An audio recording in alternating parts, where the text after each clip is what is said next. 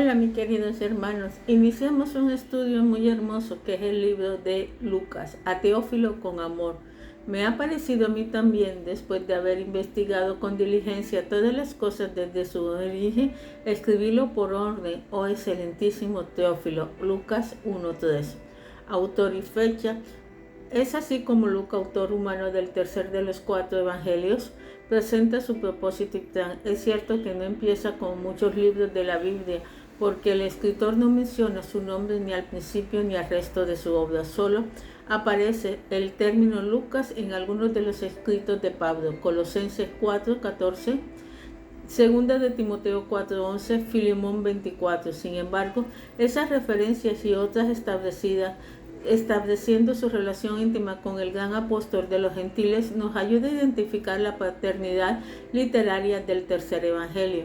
Parece que no hay quien niegue la relación que existe entre el libro de Hechos y el que estamos por estudiar.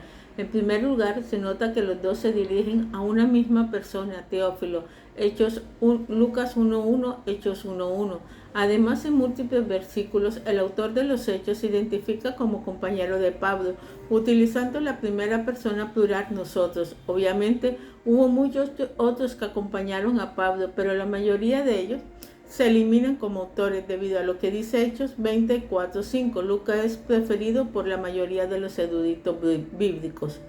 Se cita también la semejanza que hay entre los vocablos que usan en los dos libros. Incluso llama la atención el vocabulario médico, el cual va completamente de acuerdo con el título del médico amado que le da Pablo, el autor, en Colosenses 4:14. La deducción consiste en que Lucas fue el autor humano de los dos libros. Siendo gentil, sus libros son los únicos en toda la Biblia no escritos por un judío. Se dicen muchas evidencias que lo apoyen que Lucas era pintor.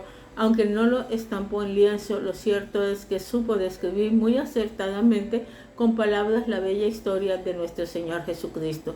Puesto que el libro de los Hechos fue el segundo tomo que proviene de la pluma de Lucas, probablemente escrito a finales del año 61 después de Cristo, el evangelio que nos ocupa debe haberse escrito antes, alrededor del 58 después de Cristo.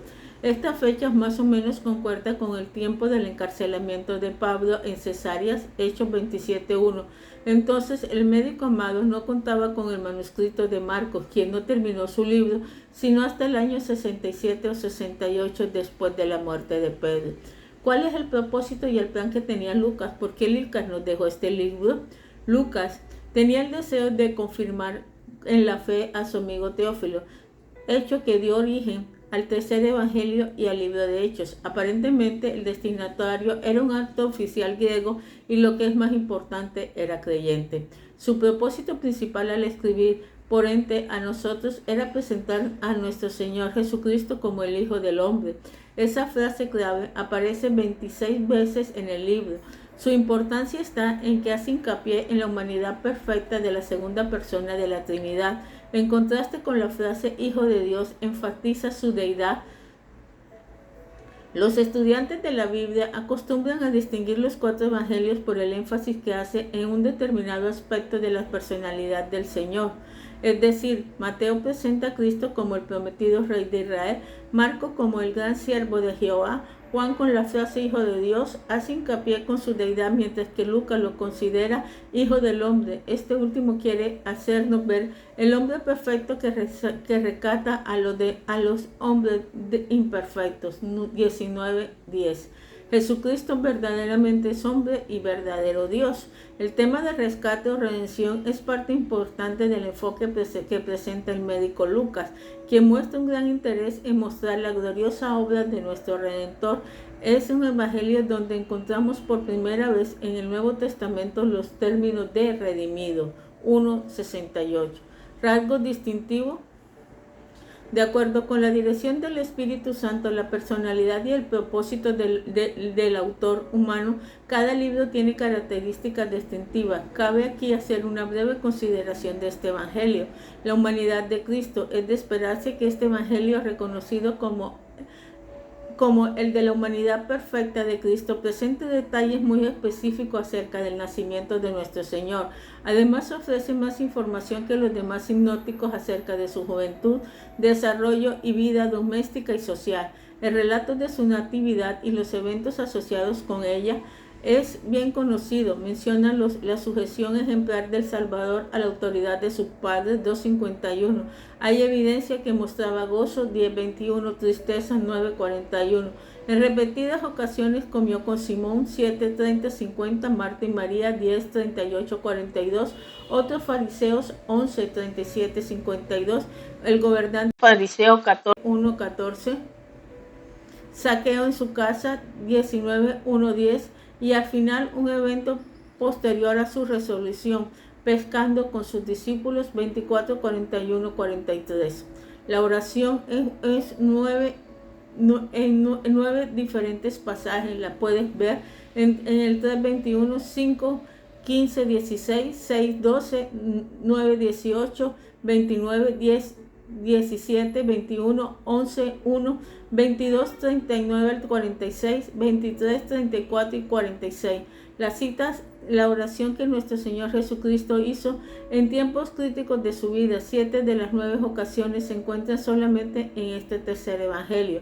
Además, el autor relata que el Señor dijo a Pedro: pero yo he rogado por ti, 22:32. De acuerdo con ese énfasis en la oración, Lucas cita la exhortación que nuestro Señor hizo con respecto a ella. La parábola del fariseo y el publicano, 18, 9, 14, citada solamente en este evangelio, enseña lo importante que es orar, orar, orar, orar y no desmayar. En Cristo y la oración, es conveniente reflexionar con la gran importancia que tiene la oración, ya que Cristo mismo la practicaba, enseñando y exhortando a sus discípulos para que también lo hiciera. Observa estas exhortaciones que hace el Señor en los siguientes pasajes y da tu opinión. 6:28, 10:2, 11:9, 13, 18:1, 22, 40, 46. Alabanza. La alabanza también la utilizó mucho, debido a las múltiples ocasiones en que se menciona la frase glorificada y alabado sea Dios, 2:20. Parece que Lucas es el primer gran himnólogo del cristianismo. No es que fuera músico, sino que como instrumento del Espíritu Santo preservó en los capítulos 1 y 2 5 importantes canciones sagradas. Se ha dicho que solo a la vez los últimos salmos hebreos y los primeros himnos cristianos. A través de sus 24 capítulos se aprecia en su evangelio el hilo del gozo y de la alabanza, el cual principia en Lucas 1:9, donde se hace referencia al sacerdote que ofrecía el incienso, y termina su libro con una nota final: y estaban siempre en el templo alabando y bendiciendo a Dios. Amén. 24:53. Vida social. Con palabras, Lucas pinta la vida social de aquellos días y la participación de nuestro Señor en ella. Las ocasiones que pasó en la casa de los 3 hermanos de Betania, 10:37-42, con Saqueo, Lucas 19:1-10, y en el camino de Maús, 24:13-32. Refleja ese énfasis. Muchas de las parábolas contenidas en este evangelio describen los detalles cotidianos. Es notable la atención que el autor pone en los temas de escasez y abundancia, pobreza y riqueza. No es su propósito enseñar el supuesto mérito de ser pobre ni la inconveniencia de ser rica. Sin embargo, parece comunicar que aunque la pobreza no constituye una desventaja espiritual, es posible que la riqueza sí lo sea. 14:16-24, 18:25. Como artista que pintaba con palabras, son muchos los retratos que nos presentan de las mujeres que aparecen en el relato bíblico de los tiempos de Jesucristo: Elizabeth y la Virgen María, Lucas 1 y 2, Ana, Lucas 2, Marta y María, Lucas 10, María Magdalena, Juana, Susa, 8 del 2 al 3. La palabra mujer aparece más de 40 veces, y es de notarse que no haya ninguna indicación histórica de que alguno se haya opuesto a Cristo durante su ministerio terrenal. Es impresionante que en una época en la que los gentiles por lo regular degradaban a la mujer, los rabíes, los líderes religiosos del judaísmo daban gracias a Dios porque no habían sido creados mujer, Cristo la elevó a su debido lugar social y espiritual. El vocabulario médico también se observa bastante. Como es de compararse, la obra literaria de alguien a quien se llama el médico amado, Colosenses 4:14, contiene muchos términos médicos. Esta es otra indicación de que el Espíritu Santo utilizó la personalidad, preparación y profesión de los autores humanos de las Sagradas Escrituras, y sabemos que Dios los guió a la selección de palabras para evitar que cometieran errores. El resultado es que nuestra Biblia es inspirada e infalible, tomando libre de errores. Un buen ejemplo del uso de términos relacionados con su profesión lo encontramos en el relato del juez samaritano 10:25-37. Solamente Lucas narra esta historia y la presentó mostrando gran interés y atención profesional. Considera las expresiones medio muerto 10:30, vendó sus heridas echándole aceite y vino y cuidó de él 10:34. Igual tendencia se nota en Lucas 16:19-28 cuando cuenta la historia del rico y Lázaro. Se observan frases y términos como lleno de llagas, refrescante y atormentado. Las últimas dos palabras eran comunes en la literatura médica de esa época. La última referencia al dolor y la primera al alivio. Basta estos ejemplos para indicar que Lucas tenía mentalidad de médico. El bosquejo del libro lo podemos hacer así. Primero, un prefacio que va del 1 al 1:4 a Advenimiento del Hijo del Hombre 1:5 al 2:52, el hombre 3:1 al 4:13, preparación del Hijo del Hombre 4:14 al 19:27, ministerio del Hijo del Hombre 4:14 al 9:50, en Galilea 9:51 al 19:27, en Judá 19:28 al 23:56, sufrimiento y muerte del Hijo del Hombre 24:1 al 53, resurrección y ascensión del Hijo del Hombre. El prefacio 1 del 1 al 4. Un prefacio es una introducción en breves palabras. El autor presenta las circunstancias que le impusieron a escribir. Esta selección se puede resumir en 3 palabras: pensamientos, procedimientos y propósito. El pensamiento por la frase me he decidido también a mí. Es obvio que el autor había pensado mucho en el asunto.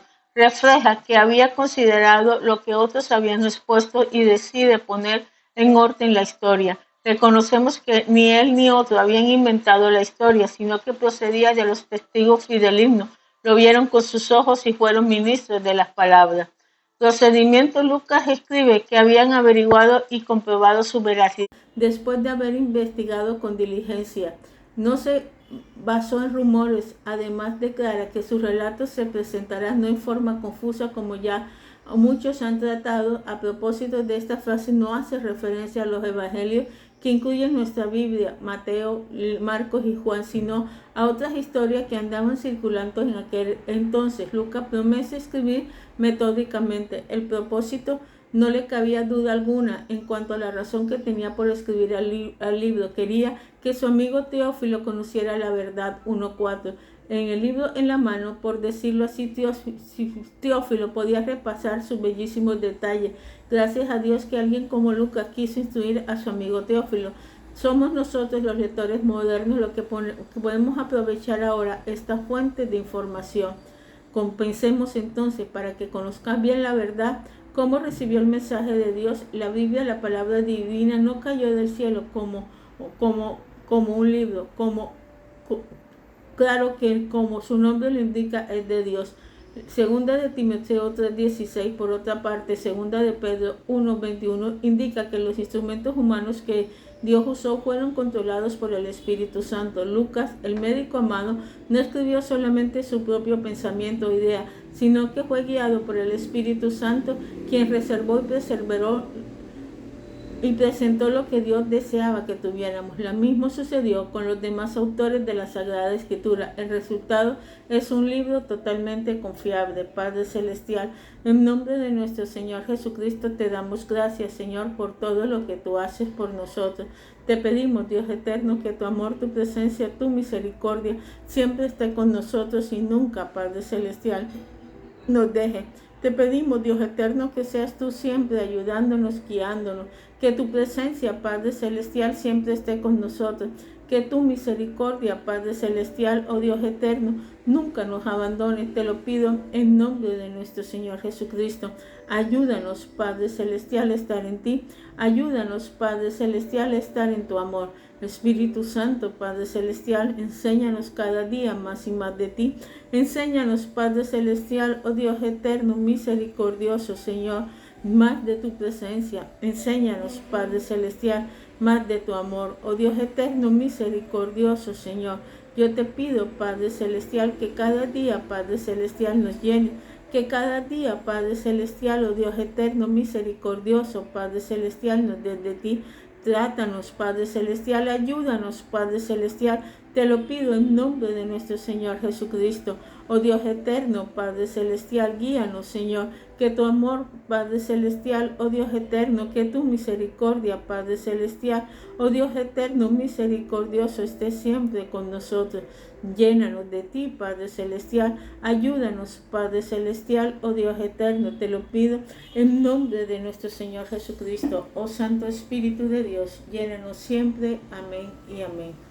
Que la bendición de Dios esté con ustedes. Amén.